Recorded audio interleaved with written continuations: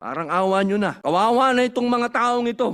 Paulit-ulit na lang. Ginoong tagapangulo, mga kapwa ko senador. Inihiling ko po ang suporta ninyo para sa inyong mga kapatid na Moro, para sa isang masusing inquiry at sa mga reformang kailangan nating ipasa. Pagkakataong ito, gusto ko pong muling pasalamatan si Senador Rapi Tulfo at ang kanyang Committee on Public Services sa agarang pansin sa sakunang ito.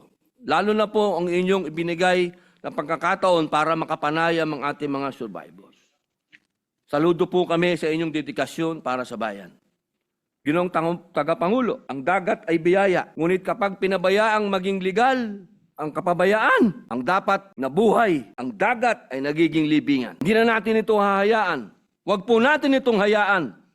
Huwag po natin itong makalimutan. Sa huli, manalangin tayo para sa mga pumana. Allahumma gfirli, lahum warhamhum. At para sa mga naiwan at mga nakaligtas na bigyan sila ng lakas, katarungan at kapanatagan.